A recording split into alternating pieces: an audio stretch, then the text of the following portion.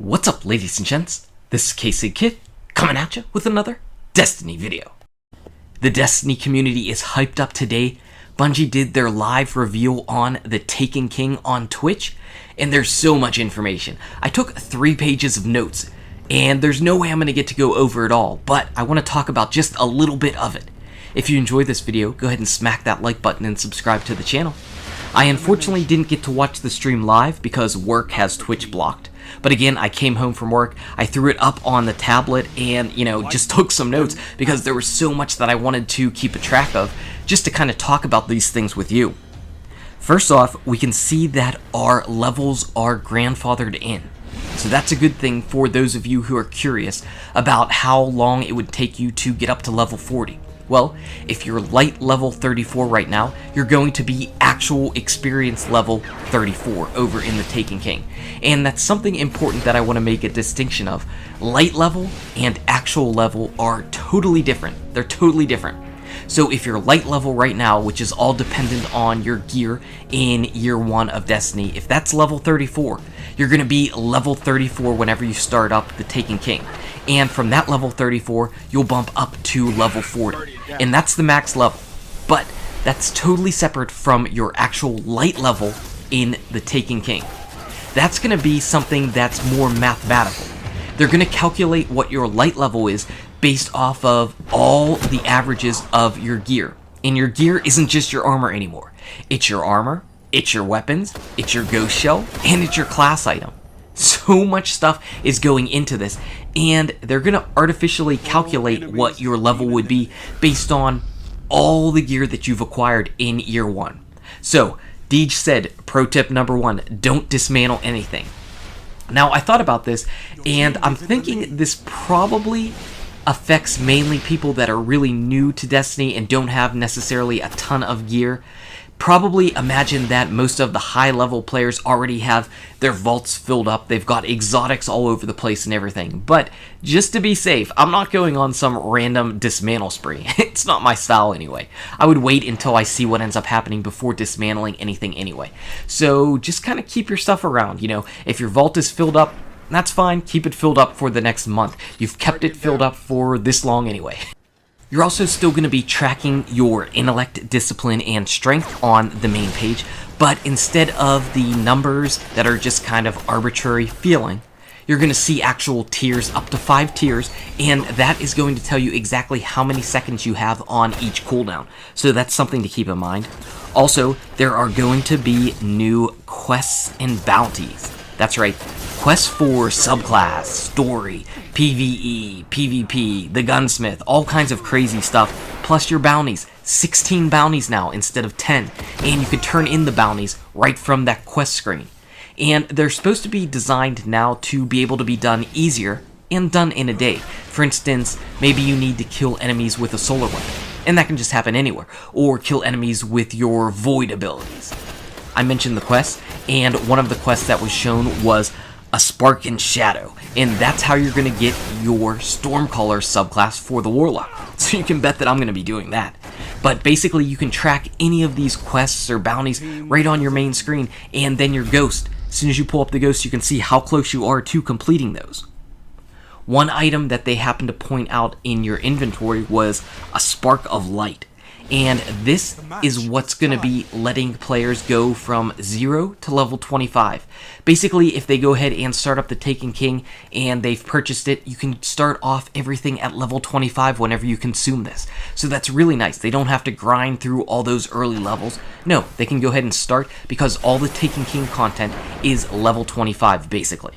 So that's a really nice thing for brand new players. Brand new players can pick up the Taken King and start off. They're not going to be level 34 like some of the rest of us, but 25, that's not that bad for never having played Destiny before. They marched over to the Speaker to see what he has, and the Speaker is basically Vanity Central in Destiny Year 1. Never purchased anything from him, but now he's got ghosts and class items. Sounds like Vanity Central to me. Oh no, not anymore, because ghosts are going to have a use. They are basically going to let you find items in the game easier. Maybe you need to find a Spirit Bloom tracker or a Spin Metal tracker. You can also get abilities to level up your guns quicker, and You also have the ability to gain rep quicker from factions, so all those things sound really good, and again, ghosts count towards your light. What's not there are the emblems. No. The emblems are now in an emblem collection, and you can find these all around the big old iPads that are hanging out in the tower. What it's going to do whenever you pull up one of these is it's going to show you any emblems that you found in the game. And it's also going to show you the emblems that you don't have. And it's going to tell you how to get them. So do you need to get them from PvP? Do you need to get them from a story mission? From Dragon Strikes? I don't know. It's going to tell you though. And you can decide to go ahead and dismantle any of the emblems that you don't want in your inventory, because you can go to this emblem collection and pick them right back up. So it's just easy, kind of a way to save on your space and still be able to use anything that you found previously. So again, those are all good things. Also, similarly, we've got the faction guys, and they're here taking the same faction rep that you had before, but you can pledge allegiance to them. You don't need to wear faction class items to say, hey, I'm Dead Orbit, or I'm New Monarchy. Nope, you just pledge allegiance to them, and they ended up saying that you can switch allegiance once per week. So, will that change in the future? I don't know, but right now they're saying once per week. So if you happen to pick Dead Orbit, you're Dead Orbit for the entire week. But before you go and purchase all your new faction gear, you're going to need legendary marks, and these are replacing the old Vanguard and Crucible marks. It still is a maximum of 200 that you can hold at once, but there's no cap to the amount that you can acquire each week, unlike previously. So, your old Vanguard Crucible marks are going to go away, and you're going to get basically commendations for that to help you level up a little bit faster. But your new legendary marks are going to be accessible across all accounts, so you don't need one specific account to have legendary marks on it to get stuff on that account and then switch over. No.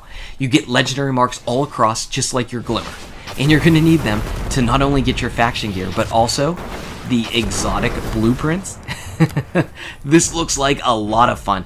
Basically, your exotic weapons are going to be just like the emblems. You're going to have a blueprint page that shows all the exotics that you've ever acquired. So I happen to have all the exotics from year 1. They're going to be all accessible for me. I can purchase them at any time that I want. Also, there are a bunch of the year 1 exotics that basically bump up and get ascended to year 2 exotics. This is going to be crazy. I don't know how they picked which weapons are going to go over. We saw a black Suros though. Hopefully your favorite exotics end up getting the boost over into year 2, because there seemed to be a pretty big difference in attack. 280 attack on year 2 weapons versus 160 for the old weapons. The Cryptarch now sells legendary Ingrams, and the Gunsmith has field test weapons for you to use to level him up, because he now has a reputation bar. Holy crap. Also, you can infuse any of your year 2 weapons, so if you have a weaker weapon that you really like, you can go ahead and sacrifice a more powerful weapon to keep using it, because maybe you really like the perk sets. And also, to finally finish it off, double vault space. That's right. 72 spaces for your weapons, 72 spaces for your armor. Finally, we're going to have some space, and quite honestly, after a month or 2, we're going to need more. I can guarantee you we're going to need more space. It's just going to be that way. It's going to be the way it always is with the vault. So anyway, guys and gals, thank you so much for watching. If you enjoyed the video, smack that like button, subscribe to the channel to keep updated on daily Destiny content, check out these awesome videos, good luck with your raids, your drops, the Taken King, and I'll see you around in Destiny. Double Vault.